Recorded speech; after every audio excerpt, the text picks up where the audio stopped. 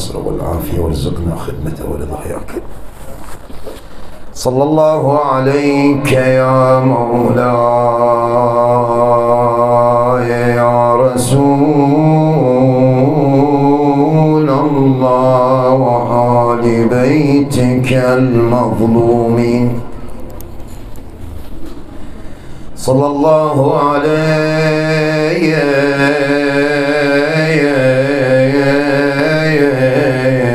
يا غريب يا مظلوم كربلاء يا أبا عبد الله الحسين.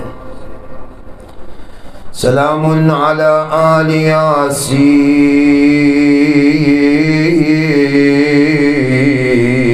يا ليتنا كنا معكم سادتي فنفوز فوزا عظيما. قليل منك يكفيني يا بقية الله، وقليلك لا يقال له قليل، ومجرح ما غيرت منه القنا حسنا، ولا أخلقن منه جديدا،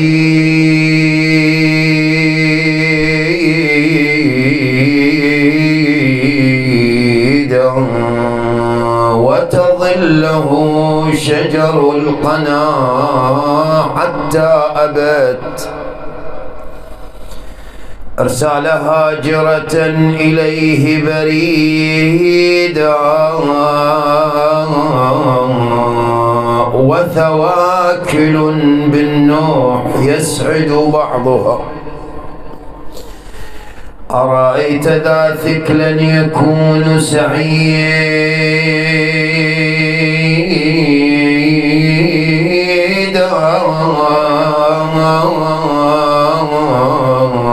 ناحت فلم ير مثلهن نوائح،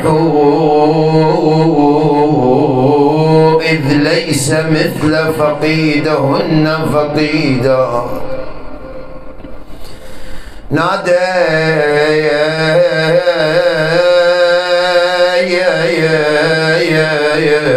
ناديت فقطعت القلوب بشجوها، لكنما انتظم البيان فريدا.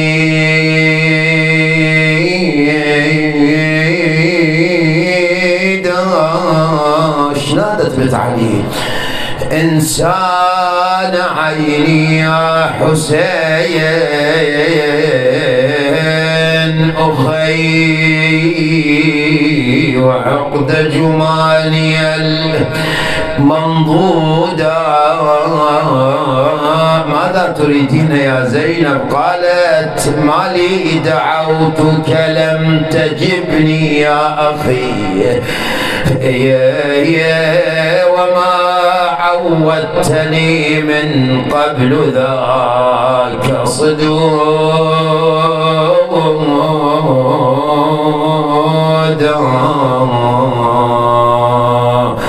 تقل أجيم ويا الجسم يحسين،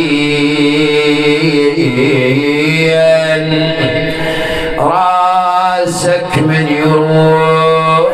الله لا يحير عبده. زينب تنظر جسد الحسين في كربلاء ورأسه على الرمح، ويا من تظل ويا من تروح. تقل أجيم ويا الجسم يحسين، راسك من يروح وياه روح ميسرة ويا الراس جسمك من يدفنه هنا. كأنه لسان حال الحسين عليه السلام أجابها. ايش قال له؟ قال لها أخويا الجسم هين يظل مطروح، بس الراس كون وياكم ويروح. ليش ابو علي يبار النهار أظول يظل مطروح وتظل عيني عليكم وين ما كان. الأمر والمرجع لله والعاقبة للمتقين المنتظرين. قال الله عز وجل: بسم الله الرحمن الرحيم: وناديناه إن يا إبراهيم قد صدقت الرؤيا.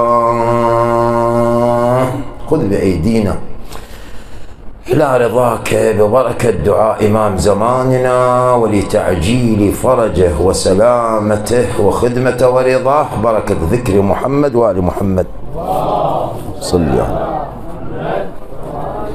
يا صاحب الزمان، نسألك الدعاء في هذه الساعة وفي كل ساعة. لا زلنا وهذا اليوم الثاني في الحديث عن نجم من نجوم سماء الإمام الحسين عليه السلام، ألا وهو وهب النصراني الكلبي. في قصة وهب أمور جدير بالمؤمن أن يستفيد من لمعان نجومية وهب النصراني الكلبي.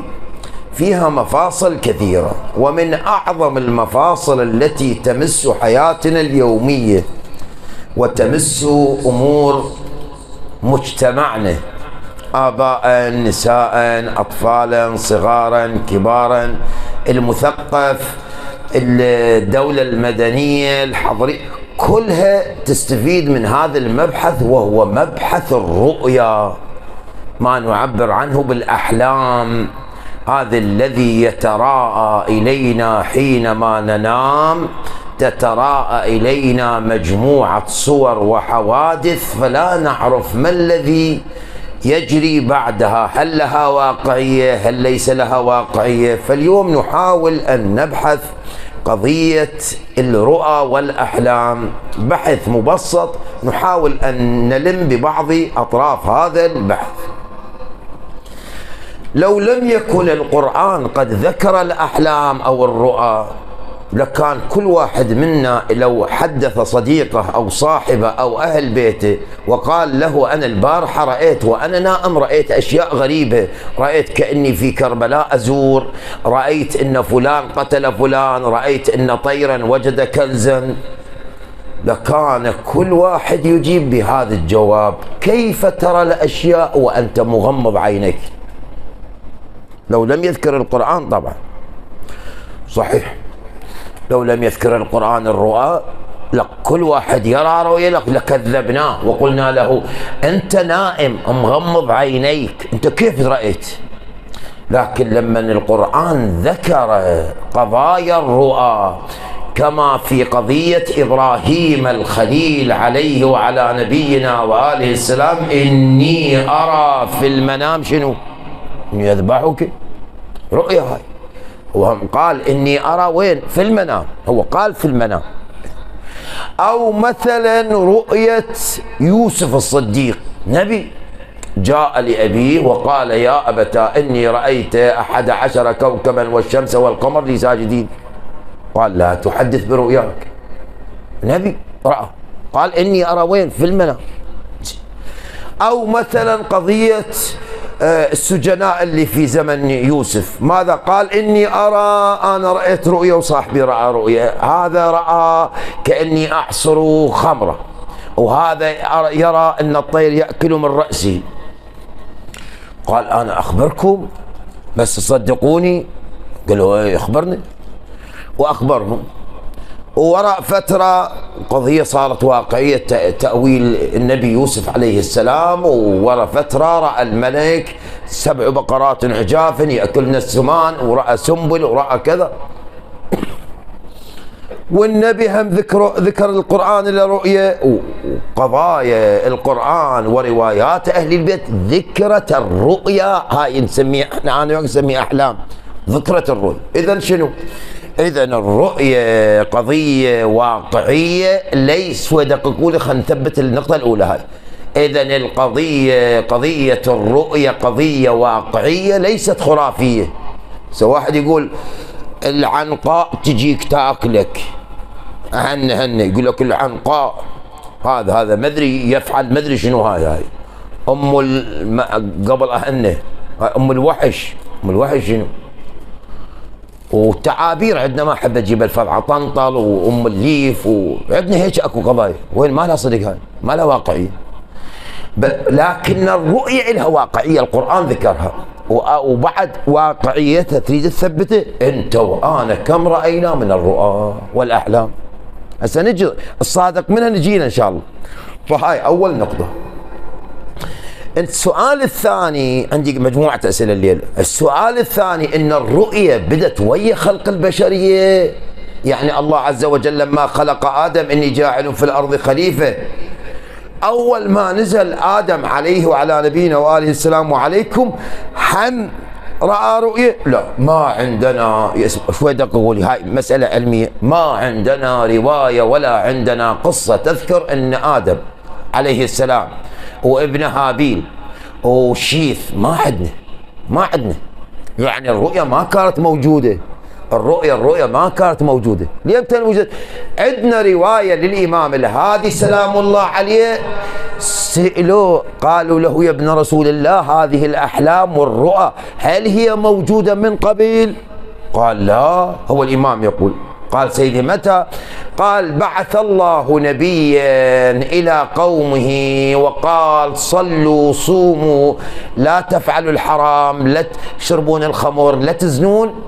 قال وماذا لنا؟ قال للمطيع منكم الجنة وللعاصي النار.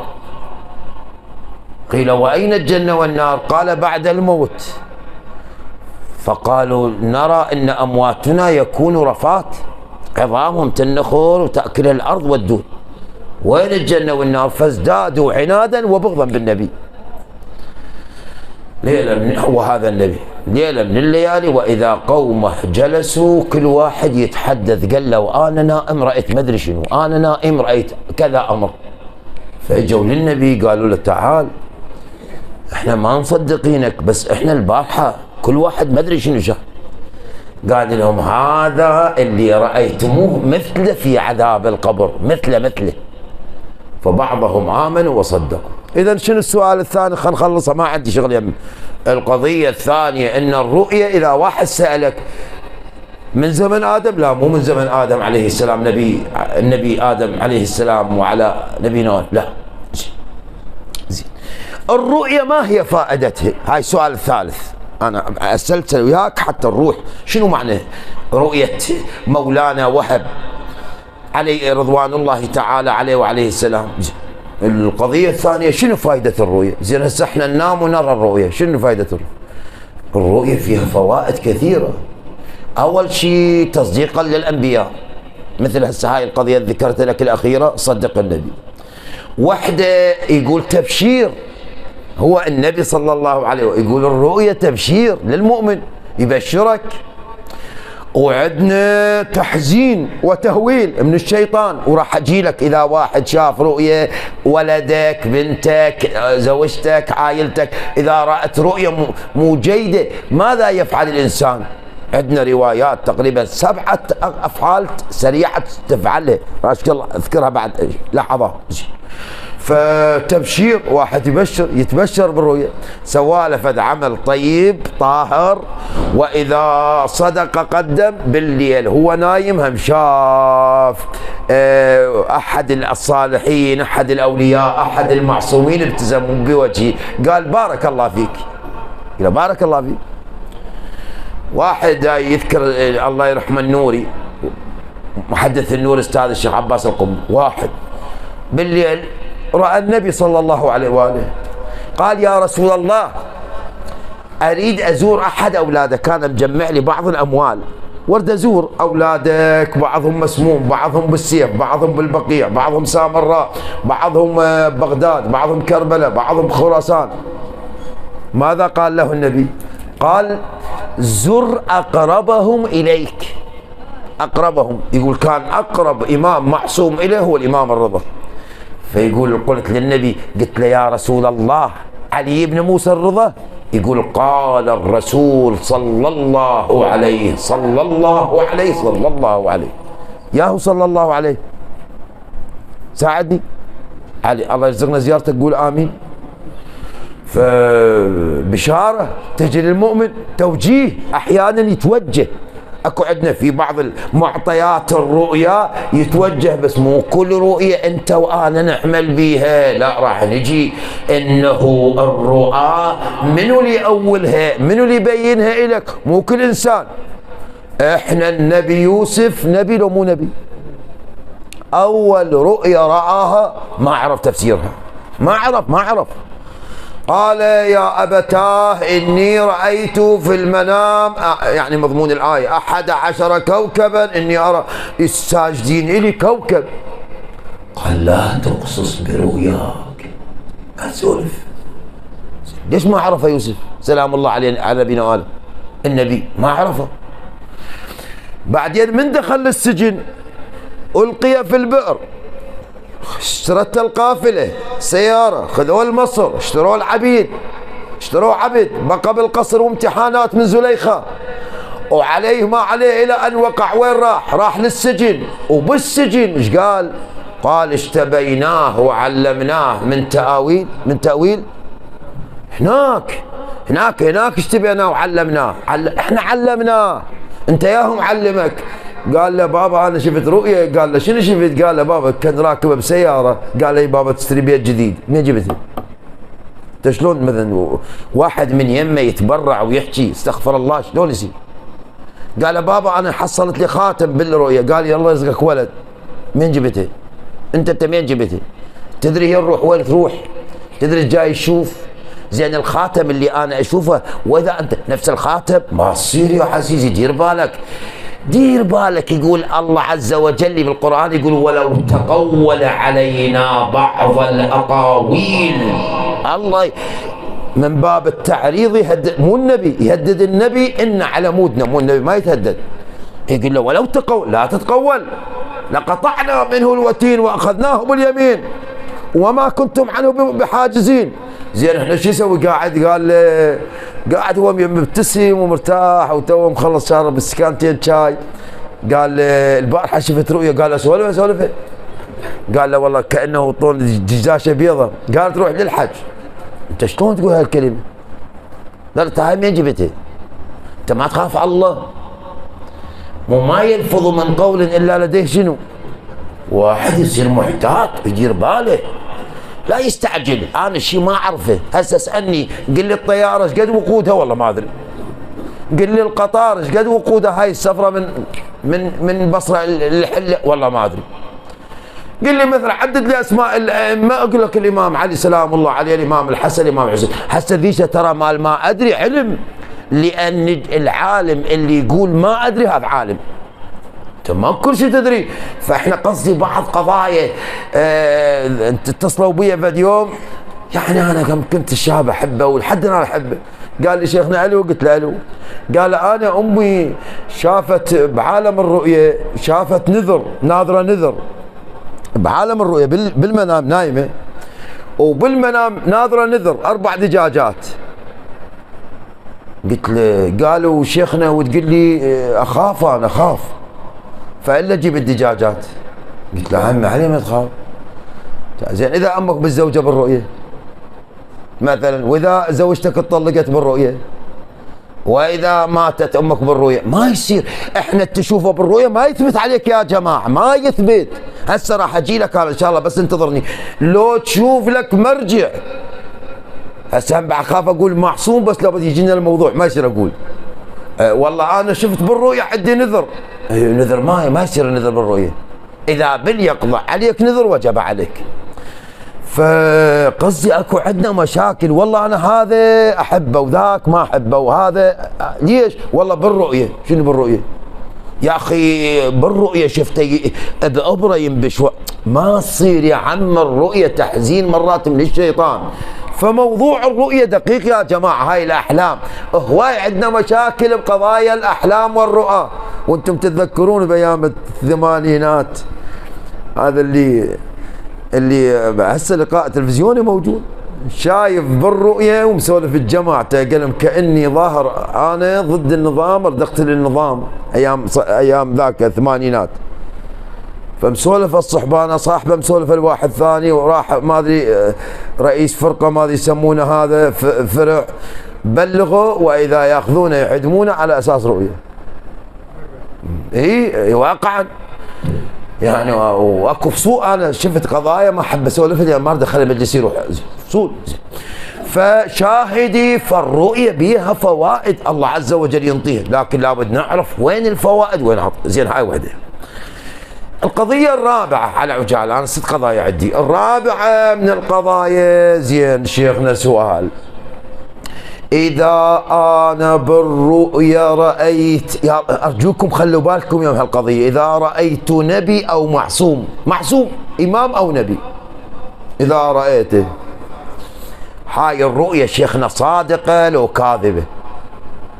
مو أنا ما أتكلم، الشيخ المفيد يقول إحنا عندنا 3 احتمالات، لو صادقة ساعدني، لو كاذبة، لو لا صادقة ولا كاذبة ما ندري، عند الله عز وجل علمها. شلون بالله شيخنا المفيد؟ شيخ المفيد يقول إذا رأيت نبيا أو معصوما وأمرك بأمر مأمور به برا، بل مثل ايش؟ مثلا أنا أنت إن شاء الله يرزقك رأيت النبي وقال لك صلي صلاة الفجر، إحنا هسه قبل لا ننام قالوا لنا صلوا صلاة الفجر ولا ما قالوا لنا؟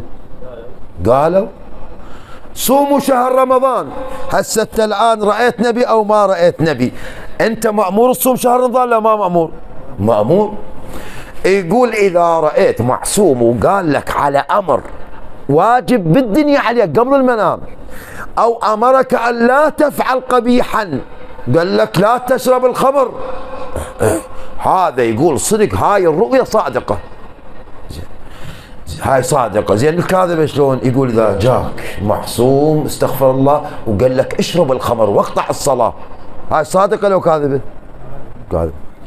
لا تدري لو قال لك حتى ارتكب مكروه، مثلا انت جاي تشرب الماء بالليل من جلوس وبالنهار من وقوف، عندنا استحباب هيك وارد، اجالك النبي قال لك اشرب الماء وانت واقف بالليل، تعمل بيه ولا ما تعمل؟ ما تعمل بيه. خلينا نقول لك قضية عجيبة، أنا هاي دوم مأذية بيه. الله يرحم العلامة الحلي صاحب التأليفات الكبار، كان عنده مسجد يدرس بيه، والله شوي انت ابو هالكلمة، كان يدرس بيه ويصلي جماعة، الله يرزقنا وياكم.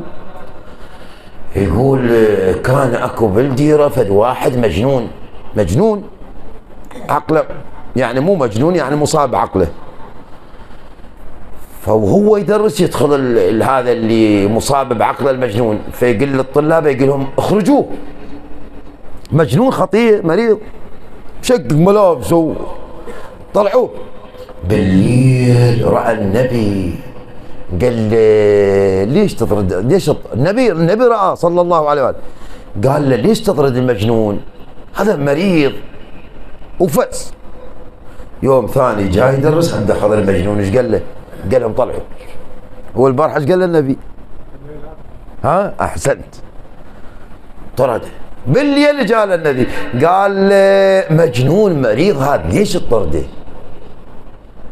اجى يوم ثالث يدرس، طب المجنون علام الحلي قال لهم قوموا طلعوه. ليش طلعه؟ لان عندنا روايه لا تملكوا مساجدكم من المجانين والاطفال، هذا المجنون والطفل يهتك حرمه المسجد. 3 ليال النبي يجي له وهو يطرد، يقول بالرابعه الليله الرابعه همج المجنون طرده، يقول الليله الرابعه اول ما نام النبي فاتح يديه هكذا، وش قال له؟ قال هكذا انت العلامه الحلي، هكذا علمائنا. ليش يا جماعه؟ احنا ما مأمورين ناخذ احكامنا بالرؤيه، ما مأمورين ناخذ احنا احكامنا الشرعيه بالاحلام، احنا الله امرنا بالظاهر. يجي الفقيه الله يحفظ مرجعيتنا مرحوم الله يرحم مرحومين من علمائنا، يجي يطلع الفتوى يعطيك اياها جاهزه، انت والله انا شنو، واكو جماعه المصيبه الكبرى، اكو جماعه لا والله انا قمت اعتقد بان صاحب الزمان طالع. يابا شلون؟ قال والله شوف بالرؤيه. اكو جماعه طلعت موده عندنا، طلعت موده وانتم هالبصره بعد اعرف بيها هنا خاصه بهاي مناطقنا هنا شمال البصره. والله ها ابن الامام طلع وبنت الامام. شنو هالكلام والله مين جبته؟ قال والله شوف بالرؤيه. بابا احكام، احنا جاي نقول احكامنا العقائديه والفقهيه والدينيه وعلاقاتك مع الناس ما تاخذها من الرؤيه. انا بالظاهر يسلم علي وانسان جيد وخوش ادمي، والله شفته بالرؤيه عنده كلام علي، هذا مو صحيح. زين هاي صار عندنا صادقه وكاذبه. والله الشيخ المفيد بسرعه يلا خلينا نخصم نقطتك انت رحمه الله عليك. قال اكو بعد رؤيه لا نقدر نقول عليها صادقه ولا نقدر نقول عليها كاذبه. مثل ايش؟ قال مثل واحد منكم راى النبي راكب فرس، او راى الامام جالس على عرش بس ما تكلم وياه، ما تكلم، او رايت السيده الزهراء عليه السلام في مجلس ما تكلمت. يقول هاي الشيخ المفيد لا نقدر نقول عليها صح ولا نقدر نقول عليها الكذب، انت اللي رايته وانتهى الامر. هذا خلصنا النقطه الرابعه. الخامسه والسادسه حتى اتوقف عندنا وما اطول عليك. الخامسه زين منو يفسر الرؤيه؟ شيخنا هواي احنا نرى رؤيه، احنا خوبه الله يحفظهن الحجيات وبناتنا هواي يشوف الرؤى، وهذا هم كثره النوم هواي برؤيه، اللي ينام هواي واللي ياكل هواي وينام رؤيه، والتعبان والمرهق واللي يفكر له بقضيه ذني ترى كلهن لهم تاثير، والنايم نومه مو عدله بتعبيرهم ذني كلهم. واجوا للامام فد يوم سلام الله عليه قال له سيدي شلون نعرف الرؤيا الصادقه؟ قال لهم في الثلث الاخير من الليل. قالوا له عندنا واحد باول الليل الساعه 8 ونص بالتسعه يشوف رؤى. قال هذني كاذبات. شوف الائمه شلون يعلمونا. الثلث الاخير يعني ها قريب السحر. قال له احسن جزاك الله خير. وعندنا بعض المقولات اللي سامح من كبار علمائنا يقول الرؤيه مو كل رؤيه. والله انا قاعد بهذا المجلس ويوم ثاني هم شفت قاعد في هذا المجلس.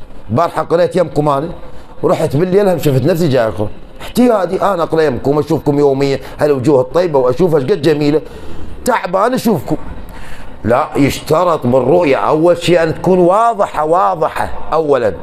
مو والله انا ما ادري شفت هيك ونسيت بعضها، هاي مو رؤيه اخواني وخواتي هم اللي سمعني البعيدات. زين والشغله الثانيه بالرؤيه كون اكو بيها لغز. والله انا يا شيخنا شفت رؤيه. شنو رؤيتك؟ والله راكب بسياره، كانت تريد تركب قطار. والله شيخنا لابس داشه سوداء، شو احتياجي تريد تلبس؟ لا كون مثلا انت جاي تمشي على الماي او انت مديت بجيبك طلعت في التفاحه، او انت ابنك وراك واذا تشوف ابنك يمشي بالسماء فتكون شبيه لغز. هسه ما اريد اسولف عنه، قوم بيفد لغز مو كل رؤيه زين. سؤالنا الخامس على استعجال، منو اللي يفسر الرؤيه؟ هاي انا نبه نفسي على اول مره نفسي. الله يحفظ مرجعيتنا العليا سماحه السيد المرجع السيد السيستاني على الله مقامه. انا رحت له بال 2007 و8 كنت هناك بالنجف ادرس. سالت استاذي قال لي روح للسيد السيستاني الله يحفظه. رحت لسماحه المرجع الاعلى السيد السيستاني قبلت ايده قلت له سيدنا عائلتي شايفه رؤيه واتصلت بي من البصره توني بادي بها والله العظيم توني بادي بها وحق هذا المنبر يم الشيخ الانصاري ابو زينب توني بادي بها. ايش سوى السيد؟ قال لي توقف. انا كاف في ايده هذا القاعد يمه الله يحفظه السيد قال له سير هناك. راح هناك سولفته الى بس هو عليكم السلام ورحمه الله. ايش قال للسيد؟ شوف دقق العباره. ايش قال السيد؟ قال لي قل لزوجتك وانت لا تسولف بها نهائيا. هي فت قضيه غريبه الى الان اتذكر منها بعض القضايا صدق سبحان الله. اقل من يوم ونص سولفتها الظهر، يوم ثاني الظهر الساعه ب 11 صار حدث بالعراق ما شفت مثله بحياتي. كلكم تعرفونه ما احب اسولفه. وسبحان الله انا من قال لي اسولفه وصار هذا الحدث بعدين اتذكر صار اكو فترابط عندي. شاهد اخواني اريد اقول لكم مو كل انسان يفسر الرؤيه، والله اكو اقول لك انا ذاك اليوم واحد يقول لي مع احتراماتي واقبل الايادي والاقدام، واحد يقول لي ضحكت والله، واحد يقول لي عندنا حجيه تاخذ بالقران خيره. قلت له هي تقرا وتكتب؟ قال كود الله، يعني الفاتحه ما تعرف تقراها. يقول تكظ القرآن تفتح القرآن وقالت لك والله ابنك بعد ساعتين يجي وهذا ما يتزوج لأن مثلا مضرور. مين جبتيه؟ شنو مين هذا؟ هاي مهزلة للعقل، هاي مضحكة. هذا التقدم الآن الدين والحلم والحوزة والنجف وموبايلاتنا بجوبنا نتصل بكل عالم والتلفزيون يتكلم والله يحفظ شيخنا والقاعدين الأحبة مشايخ صارت لكم 20 يوم عندكم مجالس وعلماء وناس تروح وتجي والمنطقة بها كم مجلس أنا أدري بيه الظهر والصبح والعصر، وإحنا والله تكشف بالقرآن. وينك؟ ما عندنا كشف بالقرآن إحنا. والله انا اقولها للناس، اقول العالم عم برذمتي وابري هاي الاشياء ما تاخذون، والله ما عندك كشف بالقران. هاي امور مختصه باهل البيت. وانزلنا عليك الكتاب، مو انزلنا على الحجيه. هسه الان انطيك انا، مو انت، انطي الاكبر واحد. انا رحت لاحد العلماء الكبار اللي اثق به، قلت له خيره بالقران، قال لي خيره القران تكون السيد الخوئي المرجع اللي يفتهم القران. كاف ها عين ياء صاد ألف لام ميم ذلك الكتاب، مو هذا الكتاب، ذلك الكتاب، يا كتاب. ما نعرف. فشاء شوية خلونا حتى ما أروح وقتنا علينا. تفسير الرؤية الله انطاها شوف خلي بالك، الله كان مخليها معجزة. الله يرحمه البحار والله أقبل إيده، أنا زاير قبره بصبعات. يقول كان علم الرؤيا معجزة للأنبياء. النبي يوسف كيف أثبت نبوته؟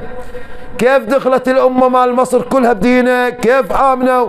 قال له بابا عندنا واحد تحارب المعبد وحنطة المعبد، اجى تكلم يوسف سلام الله عليه، واستبيناه وعلمناه. الله يقول واستبيناه، احنا منهم اشتبينا؟ تعال انا افسر لك الرؤيا. لا ما يصير، شوية لحظات. زين هاي وحده. المعصوم الذي اشتباه الله يعرف تفسير الرؤيا. زين شيخنا وهاي الناس تسولف والعلماء حجي هاي يقولون بزمن ينقل امامنا الباقر فد يوم دخل عليه حمران ابن اعين احد اصحاب الائمه، دخل عليه قال له سيدي متى يكون امركم؟ متى يظهر صاحب العصر؟ الامام ايش قال له؟ قال له اكو فد زمن من ازمان قبل.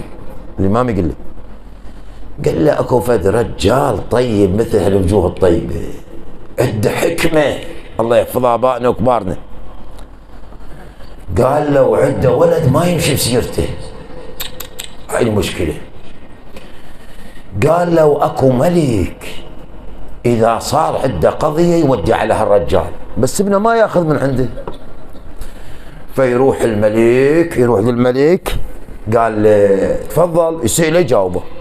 راد يموت الاب، قال له ابويا انت ما مشيت بسيرتي، كنت تمشي بسيرتي، بس انا هم ما اقدر اعوفك التوليه دي، خاف تطيح بضيج. عندي صديجي، هذا صديجي شوفه هذا كنت امشي وياه، خاف تطيح بضيج تروح تراجعه. مات ابوه، ما بسرعه الخصها، مات ابوه. ذاك اليوم الملك ودع على، قال لهم وين فلان؟ قال له مات. قال لهم ما خلف ولد؟ قال له خلف. هذه امامنا الباقر اللي يسولفه بالبحار منقوله. الولد من ودع عليه الملك خاف، قال انا ابوي وصاني المن اروح. ها صاحبه يقول راح صاحبه قال له حجيني الله يساعدك انت صاحب ابوي وابوي وصاني بيك والملك ودع علي وانا خايف. قال له لا، البارحه سمعته يسولف شايف رؤيه وراح يطلب تفسيرها لان ابوك يفسر رؤى. قال له ايه؟ قال له فاذا قال لك قل له تفسيرها الزمن زمن الذئب. راح الشاب فضل سعادة الحاكم قال له رأيت رؤية وريد تفسيرها. أبوك كان يفسر، قال له تفسيرها الذئب. شال له فدغم اتفق وياه، قال له بس إذا أعطاك شيء أنا صاحب أبوك اعطيني جوعان. صدق راح جاب له حصة مال ذهب ووجه بالطريق. قال هسه هي شي يخلص الذهب وجوز الملك بعد ما يشوف رؤية والمن مودي أنا. وأنا تجاوبت خلص الذهب واجت مرة ثانية شاف رؤية. وين يعرف الجواب؟ ايش سوى حجي؟ قال خله اعتذر من عنده واعطيه العهد والميثاق اذا علمني اجيب له. قال له راح له، قال له ولو انت ما وفيت بس راح اعلمك شيء. اذا قال لك قل له زمن الشاة غنم ولا تنساني بالحصه. قام راح قال له ها سعادة الحاكم، قال له شفت رؤية؟ قال له زمن الشاة انطى الحصه. ها انطي لو ما انطي، انطي لو ما انطي، انطي لا ما انطي. قال بعد يجوز ما يشوف، وين يشوف هذا وانسان يجوز اموت. ورا زمن خلصت فلوسه واذا الحاكم هم شاف رؤيه. قال هاي شلون انه مره مرتين. قال اروح اقسم له بالايمان المغلظه واعتذر منه. اعتذر منه باختصار الايمان المغلظه. قال له ها، قال له بعد هذا الصدق احكي لك اجيب لك واجي قبل عليك. قال له اذا قال لك قل له زمن الميزان. ميزان. راح وصل للحاكم قال له ها، قال له شفت رؤيه؟ قال له تفسيرها الميزان. قال له والله صدقتك. اجى بيهن قبل المن صاحب ابوه هم من شافه. قال له شوف زمن الذئب اللي ياكل وما يلتفت لغيره ما جبتهن الي، وزمن الشاة اللي تعزم وتتردد ما جبت، اما وقت الميزان فاستغني من غيرك ما رايدهن. الامام ايش قال له؟ قال الحمران، قال له فتسالني عن زمن صاحب الزمان؟ اذا اصحابه واتباعه اللي يحجون باسمه يكون بيناتهم عدل وواحد يحب الثاني، والا احنا قاعدين هاي اجلكم الله، ولا هذا الطرف يضج من هذا الطرف وهذا يحكي على هذا الطرف. حلم طالع صاحب الزمان غير كون هسه الغربه ما لنا علاقه به، بس جماعته واهل بيته شيعته لابسين اسود هذا محرم كون. هاي الخوه ليمتى ما قال يقول للامام، يقول الحمراء ابو البحار يقول، قال له ليمتى ما صار الميزان والعدل انه تجي زين. فتفسير الرؤية زين هذا ما معصوم. شلون فسر؟ يقول الرواية تقول إذا أخذت القواعد الكلية مع ضبطها من أئمة أهل البيت مثل ايش؟ مثلا عندنا رواية تقول كل من عانق شخصا اسمه حسينا يرزق زيارة الإمام الحسين. هاي بعد الإمام مو يقول حج فلان وحج فلان، لا، كل واحد يرى انه يعانق شخص من بيتك من قرابتك من ناس من اي واحد عالم اسمه حسين الله يرزقه الزيارة. قال له كل، مثلا هاي قاعدة هاي عامة، هاي بعد ما تحتاج ترجع بها للإمام انت تجاوب من يمك. قال له بابا البارحة انا شفت كني معاه مشابق حسين ابن عمي. قال ابو الله بهالايام تروح للزيارة الأربعين ان شاء الله. عندنا قاعدة ثانية مثلا صار لو كان وقت احكيهن بس قاعدة، كل من رأى في غرته هاي الجبين هذا الجبين نور، اقول لك انا ان شاء الله كلهم نور هالوجوه الطيبة. قال له انا شفت فلان بالرؤية عنده نور. قال فاعلم انه علامة الاسلام والايمان، هذا مؤمن كل واحد شوفه. قال عمي انا اتكلم عليه، قل ما تتكلم. هاي قاعده الامام يقول كل من رؤي في غرته نورا فهو شنو؟ اي وهكذا. وقتنا خلص، بعد ماكو مجال اريد اقرا لك بيت نعي لعله باكر شويه اكو تتمه بالرؤيه. حبيت الامر السادس اشير له ان شاء الله غدا بخدمتكم اكون وندخل بموضوع ثاني زين. وحده من الرؤى اللي مثلا تصدق الرؤى التي ترى بقضايا الامام الحسين، تأييدات. اعظم مصيبه على الحسين عليه السلام مصيبه العباس وعلي الاكبر عليهم السلام. واحد من العلماء يذكروها بالكتب هواي، رأى الإمام الحسين كل جسمه جراحات دم. قال له سيدي شنو؟ قال له هاي جراحات تصب الدماء من عاشوراء. قال له الله أكبر يا أبا عبد الله.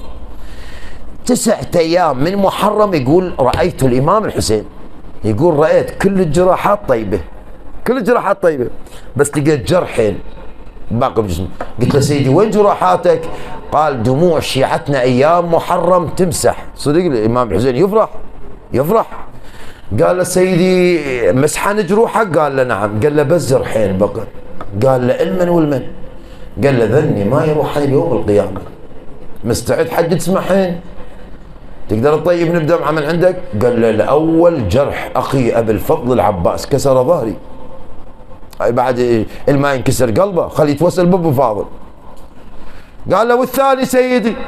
قال له والثاني ولدي علي الأكبر. صدق يا هذا الولد، يعني الشيخ التستري يقول قتل الحسين.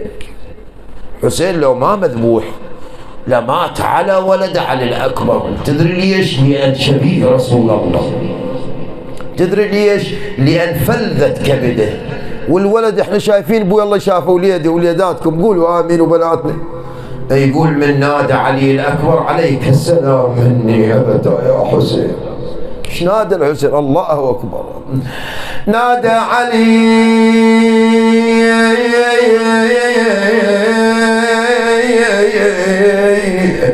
وسمع عود النتيجة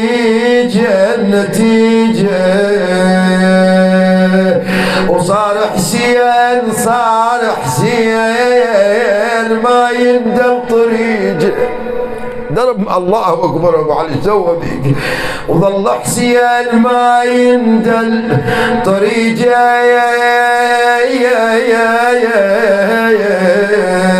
من عاين جروح الغميجه تلاوى الماي ويريجه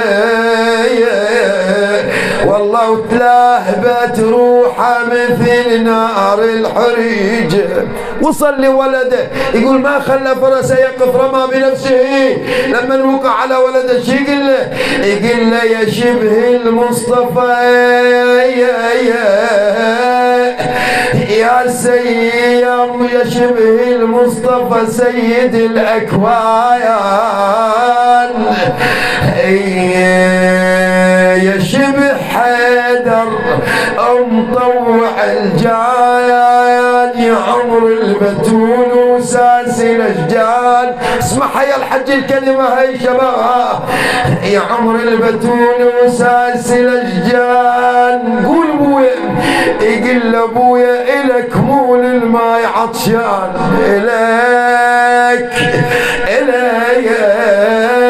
الك مول الماي عطشان. بعد يا ابا عبد الله يقول ابويا متيت وحسين منك ما هو شبعان. الله اكبر ساعد الله قلبك. ابويا فجيده يا علي يا ابني فجيده والله وشايفتك صارت بعيده. هنا راد يقوم علي الامام الحسين عن ولده قال له حكايه. يقول له لو كان بيدي الولد ما قمت عنك ولولا الشماية تمددت يا الولد يمك شقي الليل قول عمتك وش اعتذر لامك. حملوه بنو هاشم وصلوا للخيمه. يقول اول شيء لبني هاشم خلاه بالخيمه. اجت ليلى على روايه رمت بنفسها على ولدها. الله اكبر شافت تشيلها المقطع مضروب بالها على هامته وعلى خاصرته مطعون الله اكبر. عاد نظرت للحسين هنا اصيح وياي. نظرت للحسين بباب الخيمه. قالت له اذنوا يا ابا عبد الله اذنوا منه هذا وليدنا. قالها ولدنا يا ليلى الدهر صوبنا بسهامه ولدنا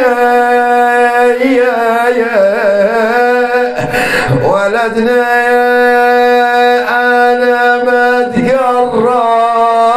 تقرب ولا ولدنا هنا صيح وياي صح يا ليلة الراح من عيدنا ولدنا انا وياك خل نصوم يوم عزيز. بيت الدعاء سلك الدعاء رمى بنفس الحسين سلام الله عليه على ولده قل له وداعي يقل لي بيا سبيب منك وداعي بويا انا ما يحصل هذا اليوم منك وداعي قول بويا قل له بويا انا ما طالب بحقي وداعي قل لي وداعت الله وهاي عجل فرج إمام زماننا يا الله بحق مولانا علي الأكبر ومصابه عند الحسين. خذ بأيدينا إلى رضاك وعفوك. اللهم سلم شيعة أمير المؤمنين واحفظهم في كل مكان وزمان. شاف المرضى لا سيما المنظورين، عوائلنا جميع الحاضرين ومن كان لديه مريض أو له دين. إلهي بحق مولانا علي الأكبر سلام الله عليه شافهم عافهم اقضي حوائجهم للدنيا والبرزخ والآخرة. والدي وأخي وأمواتي وأمواتكم جميعا شيعة أمير المؤمنين من لم يذكرهم ذاكر الشهداء إلى مولانا وسيدنا علي الأكبر عليه السلام. رحم الله من يقرأ الفاتحة مع ذكر محمد وآل محمد.